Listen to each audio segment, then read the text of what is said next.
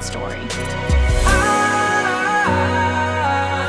I'm broken under.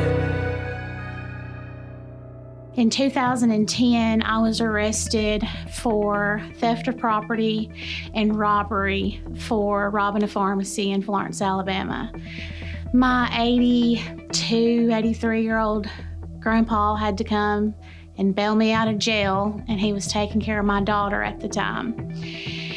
And for the first time ever, he looked me in the face and said, "I will not bring your daughter to prison to see you." So I knew in that moment that I had to do something different. Just at 16, I fell into a crowd that I thought was fun, and they started off just smoking weed. So started off in that crowd, and the way to fit, that I thought the best way to fit in was to do what they were doing. I had seen my parents do it, and all my life I said I would never turn out to be like them. And I did. I got pregnant at 16 and had a beautiful daughter.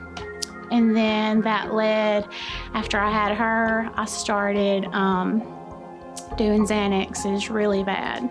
I was never prescribed Xanaxes. I mean, I never really had an anxiety problem. I took them for fun. Me growing up with parents that were addicts was hard. I can remember playing softball and my parents show up. My dad would show up drunk, my mom would show up messed up, to the point they were passing out, or my dad would be screaming stuff from the stands. It was embarrassing. So all my life as a child, I said I would never be that person. And I turned out to be just like my mother. The first time I ever shot dope with a needle was with my mother. The more I realized I had a child and was being more like my mother, the more I wanted to use it. Made all that hurt go away that I felt on the inside. In 2007, my sister passed away due to drugs. So that left my daughter that was being raised practically by her and her 2 kids with nobody. So my grandpa that raised me we all moved in with him. Instead of that changing me to do better, I did worse. That was in 2007. In 2008, my dad got shot. He was paralyzed on the left side and blind from the shooting, which was all because of money and drugs. Found out I was pregnant, and I didn't stop. I kept using the whole time I was pregnant. And if I wasn't using, I was beating myself up for using. Like, "Megan, you know you're pregnant. You're 6 months pregnant." I would try to do right, and I would just use again. So when I had him, I did not know at the time it was God, because I had not had a relationship with him. But I do know now that it was by the grace of God. He was fine. There was nothing wrong with him. He was not born addicted. He was healthy, 7 pounds, 7 ounces little boy. So in the hospital room, I was going to get clean. Well, that lasted about 4 weeks. I got home, got bored. People were calling. So I couldn't leave a newborn with my papa, but I could leave the other 3 kids. So I would leave my daughter, my niece and nephew, but I would take him. And I can remember being up for probably a week. We were cooking meth in the next room where my child was, and he was probably 2 months old. And I can remember telling myself, like, I can't keep doing this. I can't keep putting him through this. Like, I still wanted to get high. I still wanted to cook dope. I still wanted to get high. I just didn't want him to be there. I wanted him to be safe. So I gave him to my uncle and my aunt and said, you know, I can't take care of him. And they've had him ever since. He's 13 today. Elena is my daughter. She was 5 when I had her little brother. And I can remember her standing there wanting me to be home so bad. So the only way that I knew to get rid of that shame and guilt was to get high. So for 2 years, that's what I did. I slept with men to get drugs. I stole from my grandfather. I stole from anybody that wasn't looking. And that's what I did for 2 years straight. And then I went to treatment in Russellville in May of 2010. And I stayed 4 or 5 months. Even though I was sober, I still wanted attention. So I was fraternizing with guys in the program and getting in trouble. I can remember, it is a faith-based program, and I can remember them pouring into me that, turn to God, He can do this, He can do that. And I knew He could, but I never bought in 100%. Like, a part of me still wanted a man. When I left there, I said some horrible things about the director and his family, just because hurting people hurt others. It was my fault. I got in trouble for fraternizing twice. They caught me. They were confronting me on my issues, and I chose to blast them. I left that program in December of 2010 with a girl from that treatment, and we ended up with some guys in a part of Alabama I had never been to. So in my head, after I sobered up, I'd been sober for 4 months, went straight out of there and got high. Like, everything I ever learned about God, what He could do, I was not bought in. So as soon as got a little attention showed to me from some men, I ran with it, got high. So when I woke up a couple of days later, here comes that shame and guilt. I've been in treatment for 4 months. My grandpa had come and seen me. My uncle had brought my son to see me. My daughter had come and seen me, my niece and nephew. Well, now I've blown all that away. I left and I've got high. So I called my grandfather. He came and picked me up.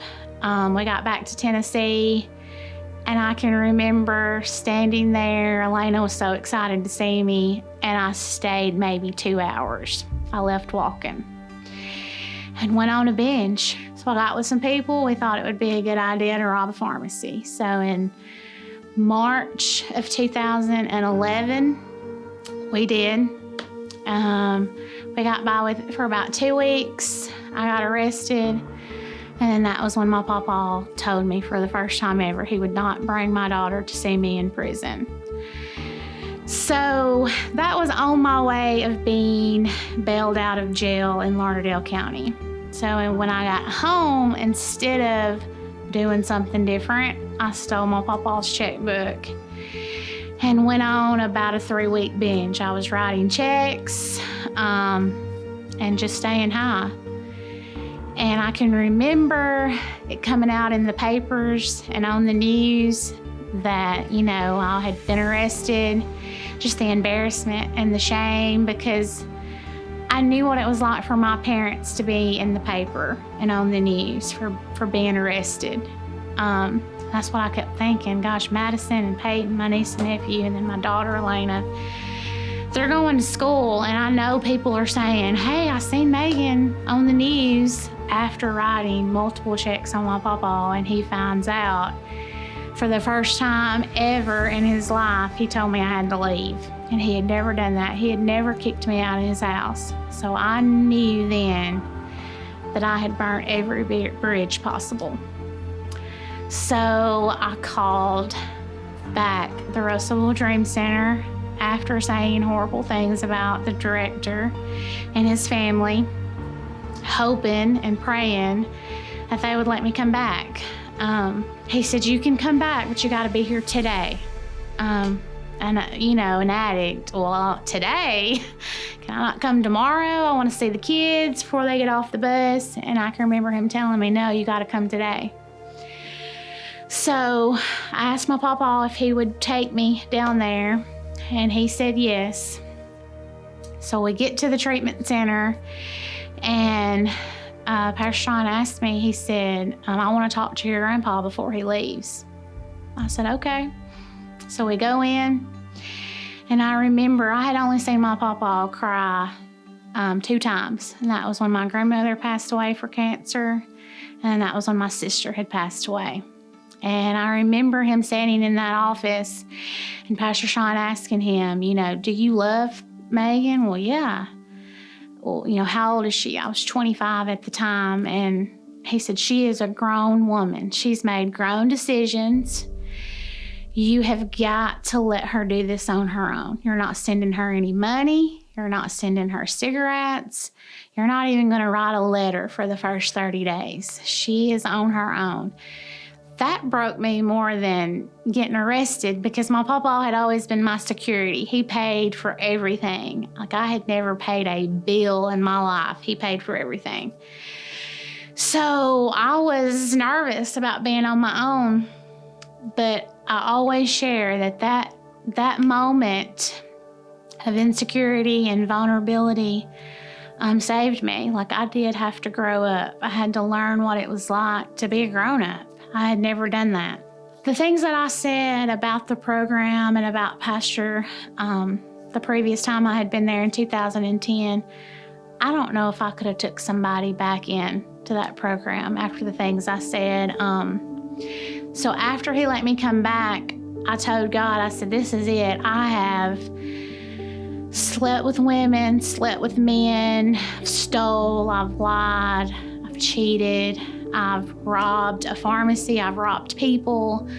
Like, if I can do all that to get my next high, I'm gonna be all in to see what you can do for me. Like, I want something different. Through that program, I graduated the 6-month program, stayed on for another 6 months, and then I stayed on for another year.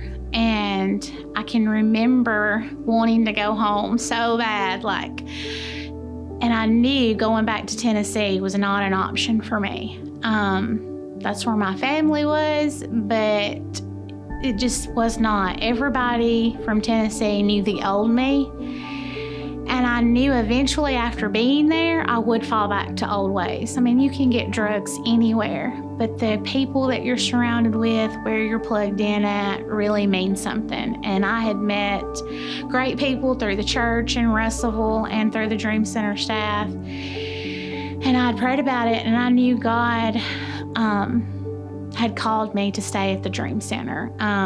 The women that poured into me there, that had been there before, I wanted to do that. I wanted to be on staff so I could share my story, and so I could pour into them the love that God shown me. And I believe that's where I'm at, and that's what I'm doing today. I've been sober 10 years, May of this year. I got my daughter back in 2012 and have got to experience high school, prom, graduation, UNA, starting UNA this year. And my son is now 13, and he's great living in Tennessee, and I get to be a part of his life and my uncle's life. And my poor papa, bless him, is still living. He's sick, but he's still living, and I'm proud that he got to see me change. He got to see me to do something different and not depend on him to do it all for me. Do you still consider yourself an addict? No. I believe I am a child of God. I believe that I am somebody that God placed on earth to endure the things I endured so I could help people get out of that situation.